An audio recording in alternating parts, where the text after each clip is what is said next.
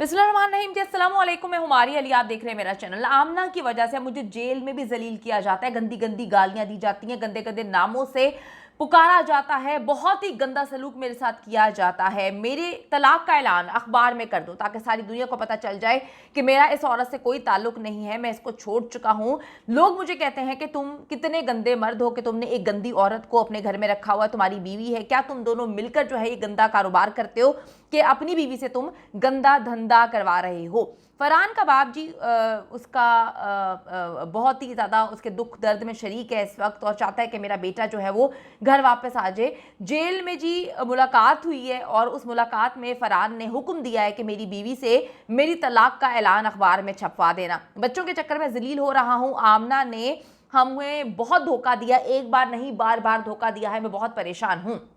आमना की जमानत जो है वो कैंसिल हो गई है, जेल में तड़पने के लिए अकेला छोड़ दिया गया है। आमना के बाप जो है उसने भी इस बार आमना से मुलाकात नहीं की। रईस की कत्ल जो है उसका सारा का सारा इल्ज़ाम मैं अपने ऊपर लेती हूँ, मैं रईस की कातिला हूँ, फरहान को छोड़ दो। एक नया ड्रामा आमना मक्कार लूमड़ी जिसको मैं कहती हूँ उसने खेलना शुरू कर दिया है और इसके ड्रामे ख़त्म ही नहीं हो रहे। हर बंदा बच्चा बच्चा इसके ड्रामों से वाकिफ हो चुका है। अब एक बार फिर से इसने अपने आप को कातिल बनाकर अपने शोहर को बचाने के लिए गेम खेलना शुरू कर दिए। वो गेम क्या है, आज की वीडियो में हम इस पर बात करेंगे। डिलीवरी बॉय रईस की कातिला आमना के ड्रामे इस वक्त जेल में भी जारी हैं। बहुत बड़ी नाटकबाज है, यकीन करें इतनी बड़ी नाटकबाज है कि मैंने अपनी ज़िंदगी में बहुत सारे मुजरिम देखे, मुलजिम देखे, लेकिन ऐसे मक्कार लोग बहुत ही कम है। दरिंदा जाहिर जाफर आप सबको याद होगा जिसे इस्लामाबाद में नूर मुकद्दम का सर तन से जुदा किया था। उसके ड्रामे भी बहुत ज़्यादा थे, ख़त्म नहीं हो रहे थे। वो पागलपन का नाटक कर रहा था और उसका वकील जो है, जो मेरी शिकायतें जज साहब को हमेशा लगाया करता था कि मारिया इस केस को रिपोर्ट कर रही है, मुझे आज भी याद है कि वो ड्रामेबाजियां करता है। वो कहता है कि जी जंगल से हवाई चीज़ें आई और आकर नूर मुकद्दम का सर तन से जुदा कर दिया। तो ये जो मुजरिम होते हैं, ये बेगैरत लोग होते हैं, ये अवाम को हर उस चीज़ में फंसाने की कोशिश करते हैं जिससे इनको लगता है कि अवाम जो है वो वहम में आ जाएगी, अवाम जो है इनकी बातों में आ जाएगी। जिस तरह से फरहान ने बार बार ये बात कही, गैरत के नाम पे मैंने कत्ल किया।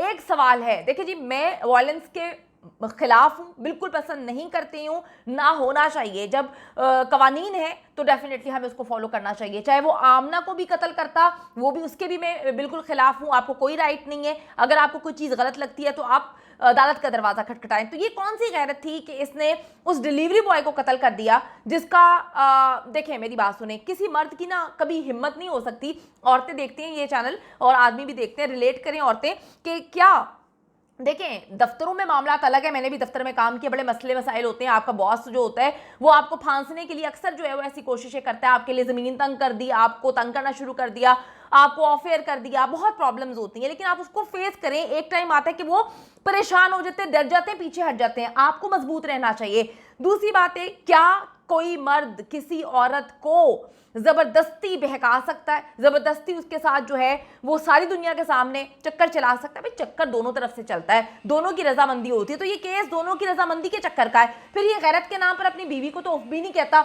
अपनी बीवी को उसने घर में आराम से बिठाया हुआ है, अपनी बीवी को कहता है, बीवी कहती है मैंने उसको देखा, उसने मुझे देखा, हाथों में हथकड़ी थी, मैंने बोला आई लव यू, बोला आई लव यू टू। ये क्या नाटकबाजी है भाई, किसको बेवकूफ़ बना रहे हो?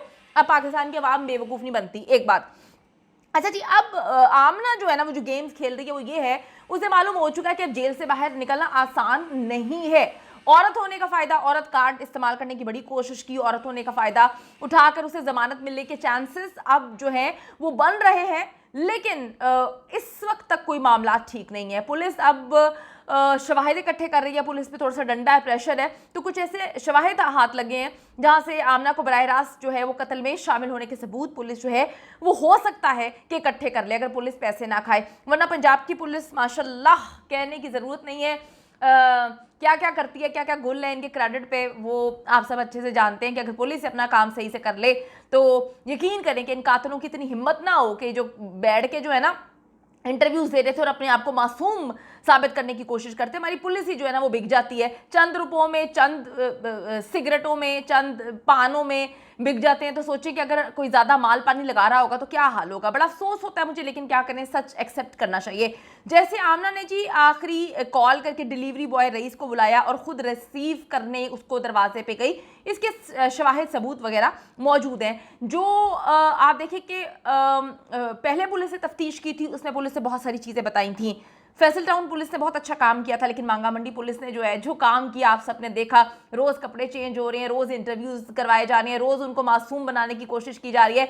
भाई एक बंदा जला दिया है, आपने कहीं सुना है किसी मुल्क में एक बंदा जला दिया, जिंदा बंदा जला दिया, वहां पे उनको मुल्जिमान को प्रोटोकॉल आपने कहीं देखा? ये पाकिस्तान में होता है, पंजाब में होता है, और हमने देखा है कि किस तरह से जो है उनको प्रोटोकॉल दिया जा रहा था, किस बात के इंटरव्यूज करवाए जा रहे थे। भाई कोई बड़ा अच्छा काम किया, तुम बहुत बड़े सेलिब्रिटी हो, किस बात का जो है आपका वर्जन, जो आपकी साइड की स्टोरी जो है वो दुनिया को दिखाई जा रही थी। दूसरी साइड की स्टोरी सुनाने के लिए तो बंदा ऊपर से नीचे नहीं आ सकता।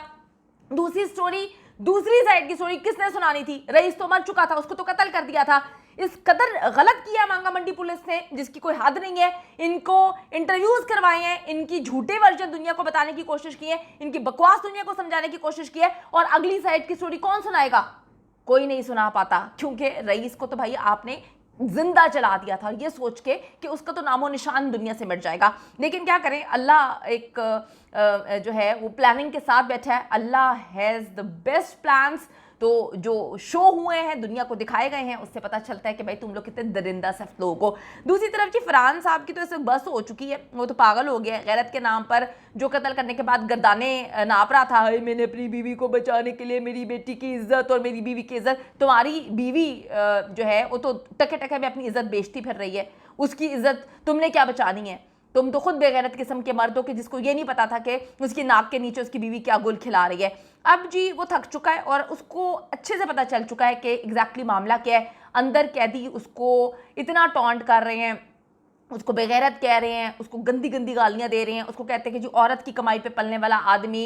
ये तक पता चला कि उसको दलाल तक कहा जा रहा है। फरहान ने बाप से होने वाली मुलाकात में अपना गम सुनाया कि मुझे बहुत पहले आमना को तलाक दे लेनी चाहिए थी, मैं बहुत तकलीफ़ में हूँ, मजबूर हूँ, ये ख़ुद तो निकल जाएगी आराम से, बेल भी हो जाएगी और मुझे पता चल रहा है कि मुल्क से बाहर भी चली जाएगी। मैं क्या करूँगा, मैं तो बुरी तरह से फंस गया हूँ। जेल में भी मुझे जलील करते हैं कि तू जो है बदकिरदार आदमी है, तेरी बीवी जो है गैर मर्दों के साथ अयाशी करती है, तू गंदा आदमी है, तो अब तेरी बीवी बाहर जाकर मुंह मारेगी। फरहान के मुताबिक रईस को ट्रैप करके जो बुलाया था वो सारा का सारा प्लान आमना का था।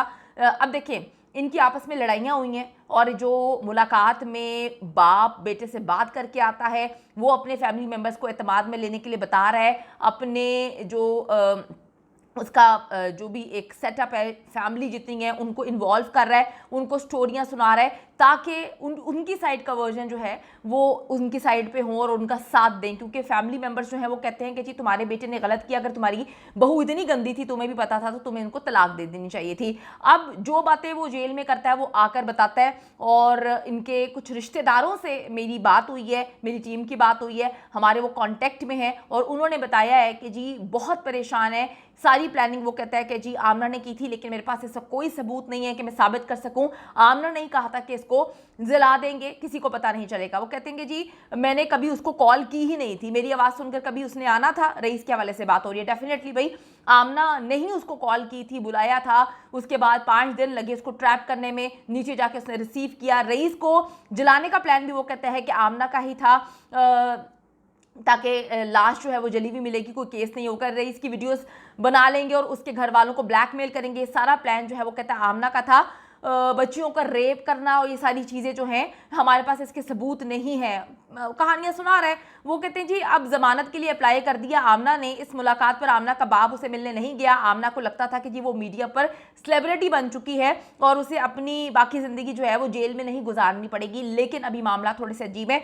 मैं आपको बता रही हूँ, हर बंदा अपने पॉइंट ऑफ व्यू को रख रहा है, हर बंदा जो है इस कॉज को सपोर्ट करने के लिए कुछ ना कुछ कर रहा है। टिकटॉकर्स भी इसमें मेन रोल प्ले कर रहे हैं, जिसमें वो इन दरिंदों की जो है जो ये बातें कर रही है, बकवास कर रही है, झूठ बोल रही है, उसकी जो है मिमिक्री भी कर रहे हैं, उस पर जो है वीडियोस भी बना रहे हैं ताकि ये केस ना मर सके।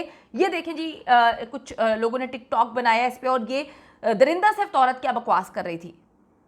तो सर उसके बाद वो जब एंटर हुआ ना, स्ट्रेट ब्लेड मेरी कमर पे रखा हुआ था, यहाँ पे कमर पे रखा था सर। वो अंदर एंटर हुआ ना, तो उनको मैंने कहा ये तुम क्या कर रही हो, तुम हो कौन, को हो कौन? कहता याद नहीं है, वीडियो कॉल के ऊपर मैंने बात की थी, इश्क हो गया तेरे से, याद नहीं है तुझे, याद नहीं है। वो ऐसे चीचियां ले लेके ना मुझसे बातें करता, और मैं बहुत ज्यादा खौफ से था कि उस टाइम बहुत ही ज्यादा। मैंने कहा मेरी बात सुनो, मैंने कहा तुम जाओ, मैं तुम्हें बाद में बुलाऊंगी, अभी इस टाइम ना लोग इस पर जो है वो वीडियोस बना रहे हैं, टिकटॉक बना रहे हैं, पूरी दुनिया में इसको फॉलो किया जा रहा है। और किस कदर झूठ बोल रही है।